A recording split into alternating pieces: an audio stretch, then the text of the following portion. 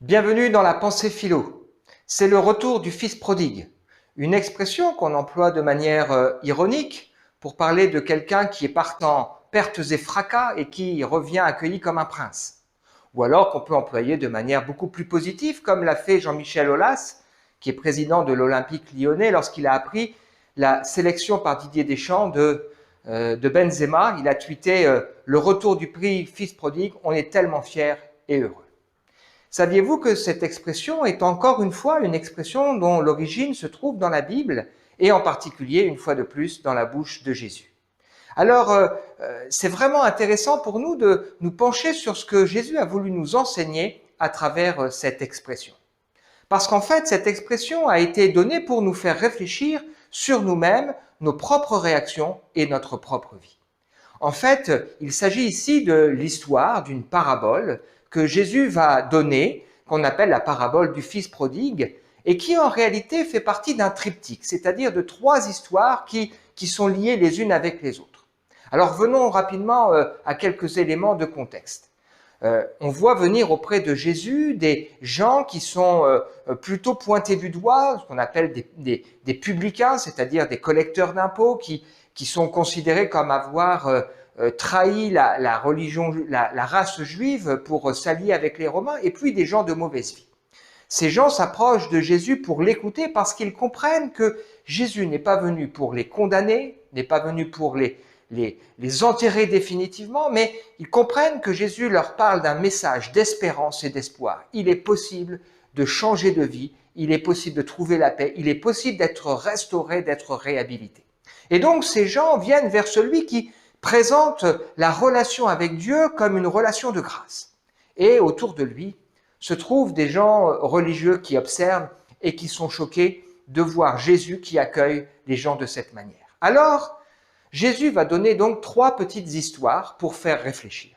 La première histoire, il raconte l'histoire d'un berger qui a 100 brebis, et puis il s'aperçoit qu'il en manque une, alors il va laisser les 99 à l'abri pour aller chercher celle qui est perdue. Quand il la trouve, il la retrouve et il la met avec joie sur ses épaules, il la ramène, et puis c'est la fête. Il y a la joie dans le ciel lorsque quelqu'un qui est perdu est retrouvé. La deuxième histoire que le Seigneur raconte, c'est l'histoire d'une femme qui a 10 pièces, qui en perd une.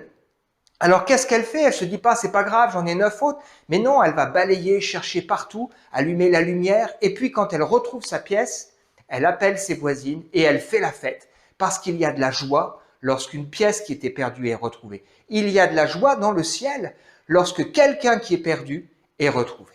Et puis on arrive donc à notre fameuse parabole du fils prodigue. Jésus enseigne ici donc à cette foule composée à la fois de gens qui sont ouverts, qui se disent « mais oui, il y a pour moi de l'espoir d'être restauré, réhabilité », et puis de ces personnes qui sont, j'allais dire, des pêcheurs en col blanc, des gens qui pensent que pour eux c'est différent. Et donc Jésus raconte l'histoire d'un homme qui avait 2 fils. Le plus jeune de ses fils dit à son père « donne-moi la part de bien qui me revient ».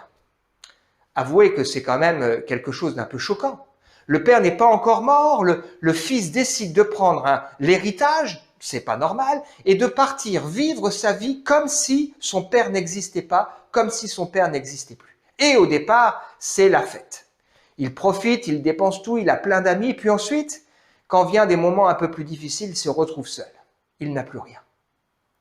Et puis là, dans son moment de détresse, où il se trouve à garder des cochons et à se dire même j'ai pas assez à manger, je manque de tout, il est prêt à manger la nourriture même des cochons, il réfléchit, il rentre en lui-même, il réfléchit à sa vie et il décide de retourner vers son père. Il se dit voilà, je vais retourner vers mon père, je vais reconnaître que j'ai mal agi, j'ai péché contre le ciel et contre toi, je suis pas digne d'être appelé ton fils, mais si au moins tu me traitais comme l'un de tes serviteurs, ce serait tellement formidable.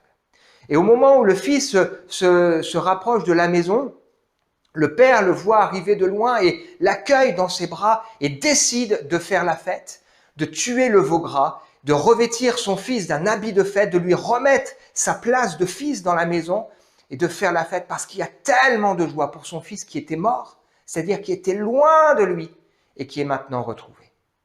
Et puis il y a le deuxième fils qui est là autour, qui rentre des champs et puis qui voit qu'on fait la fête et là il est choqué. Comment est-ce possible qu'on fasse la fête pour ce vaurien, celui qui a vécu n'importe comment, loin de toute morale, loin de l'éducation qu'il avait reçue? C'est pas normal. Et son père s'adresse à lui et lui dit, mais mon fils, tu as tout là autour de toi, pourquoi tu n'as pas voulu qu'on se réjouisse ensemble?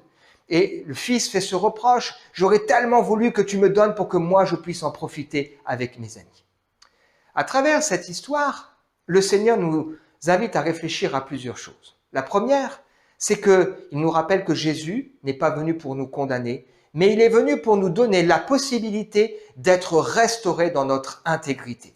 Il est venu pour nous dire qu'il y a de la joie dans le cœur de Dieu, dans son cœur à lui, dans le ciel, lorsque quelqu'un comprend qu'il a choisi de vivre sa vie comme si Dieu n'existait pas. Et que maintenant, rentrant lui-même, réalisant que finalement, ça va pas, eh bien, il décide de revenir au Seigneur. Et cette histoire nous montre que le pardon de Dieu, la grâce de Dieu, c'est pas simplement, allez, je te pardonne, mais pour quelqu'un qui vraiment a pris conscience de sa situation, c'est une restauration dans une position de fils. C'est ce qui fait qu'aujourd'hui, les croyants véritables qui ont vécu à un moment donné cette expérience peuvent dire « Père » lorsqu'ils prient et qu'ils s'adressent à Dieu. Mais cette histoire nous invite aussi à réfléchir au frère du fils prodigue, qui lui regarde les choses de loin et se trouve choqué. Il ressemble à ces gens qui pensent qu'ils ont, eux, toujours vécu dans la moralité, dans la religion, et que finalement, eux, c'est différent et que c'est pas juste. Alors qu'en réalité, tout en étant avec une certaine morale, ils sont loin en réalité du cœur du Père. Et ils ont dans leur cœur tellement d'égoïsme, tellement de propre justice, tellement de jugement.